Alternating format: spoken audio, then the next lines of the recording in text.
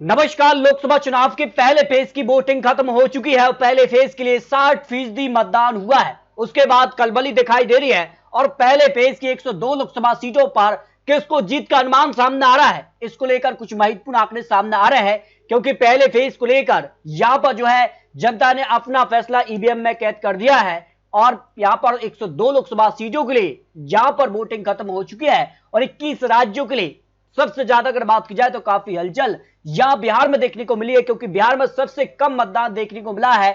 अगर बात की जाए इन 21 राज्यों के लिए करीब 60% मतदान देखने को मिला है। तो एक एक राज्य के आंकड़े आपको दिखाएंगे कहां किसका पलड़ा भारी नजर आया है। तो पहले पेज की 102 लोकसभा सीटों पर वोटिंग खत्म हो चुकी है और वोटिंग खत्म होते ही काफी चौंकाने वाले आंकड़े सामने आ रहे हैं। अगर बात की जाए 2019 के लिए इन 102 लोकसभा सीटों के लिए भारतीय जनता पार्टी को 39 सीटों पर जीत मिली थी, जबकि उनके गठबंधन को 47 सीटों पर जीत मिली थी। जबकि कांग्रेस पार्टी के लिए अगर बात की जाए तो 16 सीटें यहां पर 2019 में 102 लोकसभा सीटों के लिए करीब 21% वोट शेयर मिला था।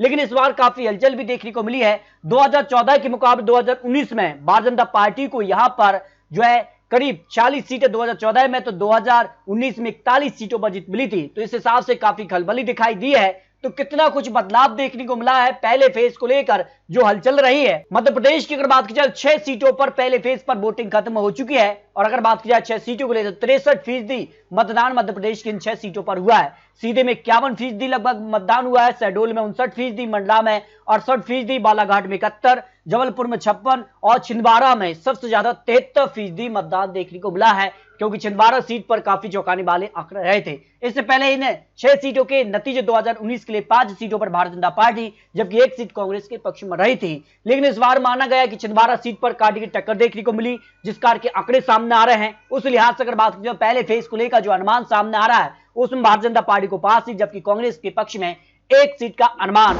यहां पर दिखाई दे रहा है, जो अनुमान सामने आ रहा है। जबकि अगर बात किया 2019 के लिए असम के लिए, तो असम से यहां पर 5 सीटों पर पहले फेज पर वोटिंग खत्म हो चुकी है और 5 में से 4 सीटों पर भारतीय जनता पार्टी जबकि 1 सीट कांग्रेस के पक्ष में रही थी। लेकिन इस बार जो अनुमान सामने आ रहा है असम की 5 सीटों में यहां पर भारतीय जनता पार्टी को 4 सीट, कांग्रेस को यहां पर 1 सीट पर कांटे की टक्कर देखने को मिल सकती है। वो अन्य के पक्ष में जाएगी या फिर कांग्रेस की सीट कम होगी या फिर भारतीय जनता पार्टी कम होगी, वो महत्वपूर्ण होता है। जबकि उत्तराखंड की बात की तो 5 सीटों के लिए वोटिंग खत्म हो चुकी है और 5 सीटों के लिए 53% 5-6% लगभग वोटिंग हुई है, यानी यहां पर भी अच्छी मतदान देखने को मिली है। और बात की जाए तो यहां पर 1 सीट जम्मू कश्मीर पर भी, उधमपुर सीट पर भी वोटिंग खत्म हो चुकी है। उधमपुर सीट पर भारतीय जनता पार्टी का पलड़ा भारी नजर आ रहा है। जबकि उत्तराखंड के लिए अगर बात की जाए तो यहां पर टेहरी, गढ़वाल, अल्मोड़ा और यहां पर नैनीताल, ऊधम सिंह नगर, हरिद्वार सीट पर वोटिंग खत्म हो चुकी है। और इस बार जो अनुमान है कि उसमें हरिद्वार सीट के लिए त्रिवेंद्र सिंह रावत, यहां पर बीजेपी और वीरेंद्र रावत कांग्रेस उम्मीदवार के बीच कांटी टक्कर हो सकती है। जो अनुमान सामने उस हिसाब से भारतीय जनता पार्टी को यहां पर 4 सीटें जबकि कांग्रेस पार्टी को 1 सीट का अनुमान यहां पर दिखाई दे रही है, यानी यहां पर 4 सीट पर भारतीय जनता पार्टी का पलड़ा भारी है, 1 सीट पर कांग्रेस का पलड़ा भारी नजर आ रहा है, जो अनुमान सामने आ रहा है। जबकि उत्तर प्रदेश के लिए 8 सीटों पर मतदान समाप्त हो चुका है और 57% मतदान 5 बजे के आंकड़ों के हिसाब से सामने आए हैं। यहां पर अगर बात की जाए सहारनपुर, कैराना, मुजफ्फरनगर, बिजनौर, नगीना, मुरादाबाद, रामपुर, पीलीभीत में भी यहां पर मतदान हो चुके हैं। तो यहां पर उत्तर प्रदेश में 57% मतदान हुआ है, उसके क्या मायने निकाले जा रहे हैं। 2019 में यहां पर भारतीय जनता पार्टी को 3 सीटें मिली थी, तो 3 सीटों पर बीएसपी और समाजवादी पार्टी को 2 सीटों पर जीत मिली थी। लेकिन आपको बता दें कि समाजवादी पार्टी बीएसपी का गठबंधन था और इस बार अलग अलग चुनावी मैदान में है। और जो अनुमान सामने आ रहा है भारतीय जनता पार्टी को यहां पर जो है 4 सीटें मिल सकती है, 1 सीट का फायदा भारतीय जनता पार्टी को दिखाई दे रहा है। 1 सीट कांग्रेस के पाले में भी जा सकती है, 0 से 1 सीट समाजवादी पार्टी को, 0 से 3 सीट का अनुमान सामने आ रहा है। यानी यहां पर बात की जाए तो काफी हलचल यहां पर उत्तर प्रदेश के लिए पहले फेज में भी देखने को मिल सकती है, जो अनुमान सामने आ रहा है।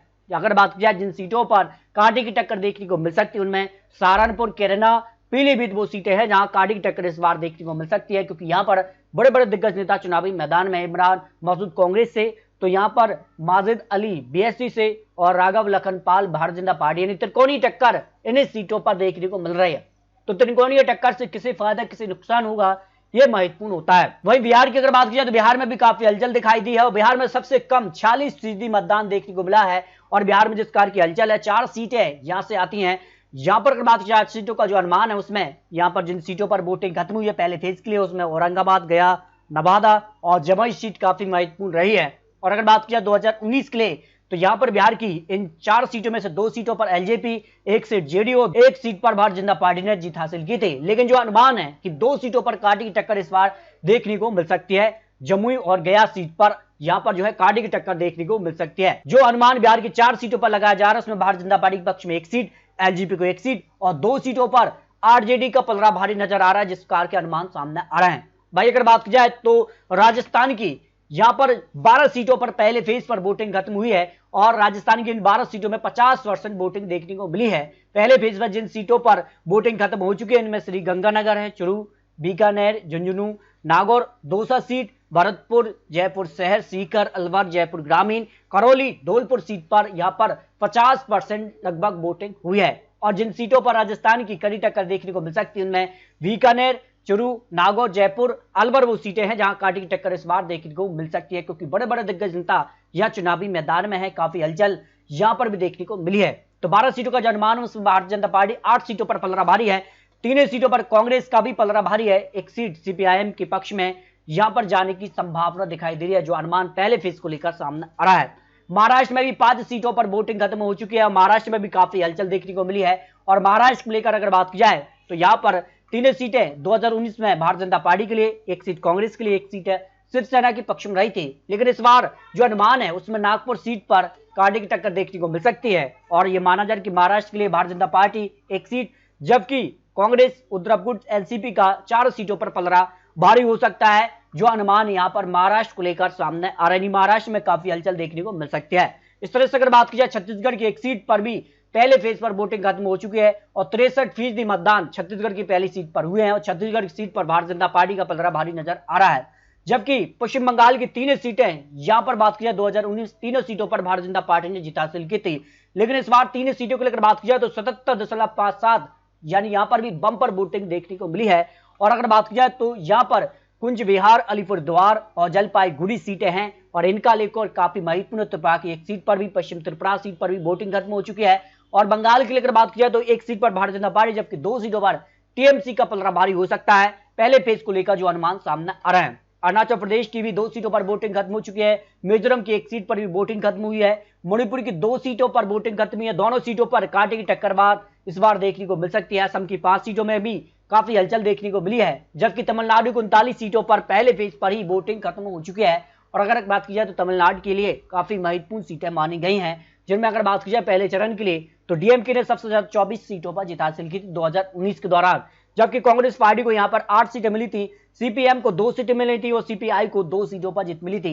लेकिन इस बार काफी हलचल रही है, एआईएडीएमके के पक्ष में भी यहां पर 1 सीट रही थी। लेकिन अगर बात की जाए इस बार तो सीधे तौर पर तमिलनाडु के लिए कांग्रेस और डीएमके का जो गठबंधन है, उसको सभी सीटों पर जीत का अनुमान सामने आ रहा है। जबकि अगर बात की जाए तो 1 या 2 सीटों पर अन्य यानी यहां पर एआईएडीएमके कड़ी टक्कर दे सकता है, जो अनुमान सामने आ रहा है। मेघालय की 2 लोकसभा सीटों की बात की जाए तो दोनों सीटों पर कांटे टक्कर इस बार देखने को मिल सकती है। जबकि अगर बात की अंडमान निकोबार की 1 सीट पर भारतीय जनता पार्टी, तो पौंडुचेरी की 1 सीट पर यहां पर कांग्रेस का पलड़ा भारी नजर आ रहा है। 2019 की अगर बात की जाए, उत्तराखंड की 5 सीटों पर ही भारतीय जनता पार्टी ने जीत हासिल की थी। इस तरह से अगर बात की जाए तो 2024 के लिए जो अनुमान सामने आ रहा है, पहले फेज की 102 लोकसभा सीटों के लिए, उसमें भारतीय जनता पार्टी प्लस गठबंधन के लिए यानी एनडीए को करीब 40 से 49 सीटों के आसपास का आंकड़ा दिखाई दे रहा है।